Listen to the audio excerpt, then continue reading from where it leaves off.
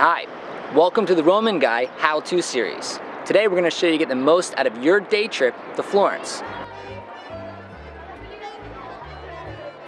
A lot of people refer to Florence as a city, but it has much more of a small village type feel.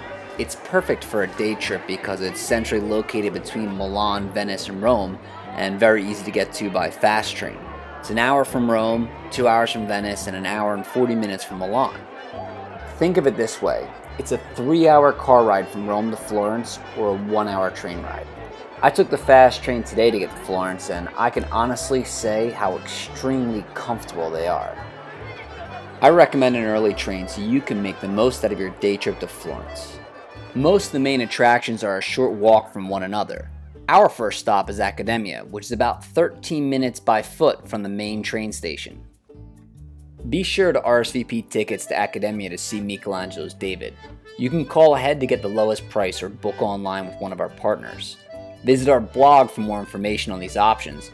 You'll find a link below in this video's description. Regardless of how you book, I recommend getting inside by 9:30 a.m. Be sure to give yourself at least 30 minutes between your reservation and your train arrival time. It's heavily debated on what Michelangelo's masterpiece is, but David is an amazing work of art with a great story. At the turn of the 16th century, people would walk by Michelangelo's studio and describe him as working like mad, faster and more vigorously than other sculptors. After David's completion, Michelangelo was asked why he worked so fast. His response was, "I saw an angel trapped in that marble and I carved until I set him free." Let's try to step inside the head of a genius here. Michelangelo looked at the block of marble while he carved as if David was already inside, like a character of a storybook trapped inside a block of ice. The central market of Florence is about a 7-minute walk from Accademia. In Italian it's referred to as Il Mercato Centrale. It's a great place to grab a coffee, some fruit, or snacks to keep you going all day. The first floor is home to locals selling produce, meat, cheese, and fish. You can put together a cheap picnic-style meal here and take it with you to go. The second floor has more of a modern feel with a very stylish food court type atmosphere. It's host to a variety of different restaurants. You'll see a lot of locals eating here during the lunch break at work. After the central market, you should head to Brunelleschi's Cathedral, which is Florence's central focal point. It's about a 7-minute walk. You'll hear the massive cathedral being referred to as Il Duomo. It's recognized for its captivating color scheme, bronze doors, and magnificent cupola, or dome. The cathedral took over 100 years to build and was consecrated in 1436 during the height of the Florentine Renaissance. It's an epic symbol of Florence that towers over the surrounding homes. Right in Piazza del Duomo is a great artisanal gelato shop called Gelato Eduardo Bo. It's family owned, organic, and has recipes that are over 100 years old. What more could you want from a gelateria? They named it after their son, Eduardo, who even has a flavor named after him, deriving from hazelnuts and rich chocolate. As for all points of interest in this video, you can find their website, address, and hours of operation in our blog, which is linked below in the description. From Piazza del Duomo it will take 7 minutes by foot to get to the Basilica of Santa Croce.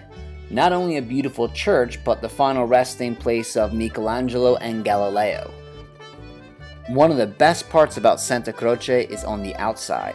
This lively piazza is a people watcher's dream. It's often host to buskers playing live music, with plenty of locals running and playing in the piazza. Great for a sunny day. By now I imagine you've built up an appetite. There are plenty of outdoor restaurants in Florence, but consider La Continente Vats. It's only a few minutes by foot from Santa Croce and right in the thick of things.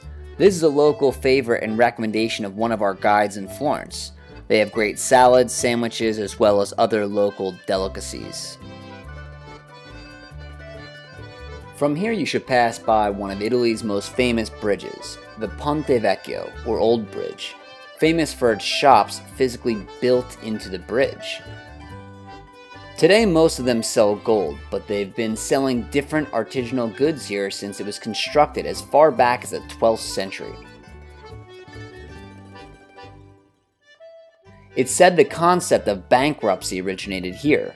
Vendors sold their goods on a type of table or bench called banco. If they couldn't afford rent for their space, local authorities would come and destroy or break their tables so they couldn't continue to sell. The Italian word for broken is rotto, so the authorities refer to these people as banco rotto, or broken table. It's still the term used today in Italy for bankruptcy, although the spelling has slightly changed. Look at the similarity to our English word. Now you're right around the corner from Piazza della Signoria. This square is connected to one of the world's most impressive collections of Renaissance art, the Uffizi Gallery. Piazza della Signoria is host to a beautiful array of outdoor statues, monuments, and fountains. It's a prime example of a European square buzzing with life, excitement, and tons of foot traffic from tourists and locals alike. The most notable building in this square is Palazzo Vecchio, which is the town hall of Florence. By now it should be getting late and you should consider going to All'Antico Vignaio for a Florentine sandwich. Could be great to bring on the train. They have a ton of options and you could always get a glass of wine to pair. This is one of my favorite Italian street food stops. The guys behind the bar are fun and helpful in ordering. Something to highly consider is the porchetta, or pork sandwich. On the way to the train station, you should stop by La Fontana dello Ciolino. It's a bronze statue of a boar and Florence's most famous piece of folklore. You put a coin in the boar's mouth and let it slide out. If it successfully falls to the grate below, it ensures a safe return to Florence. This tradition was documented as early as 1766, and it's the perfect last stop if you want to return to Florence.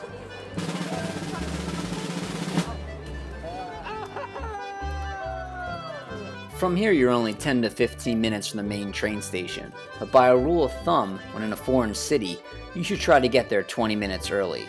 You never know if you're going to get lost or happen upon a last-minute shop that you have to run into.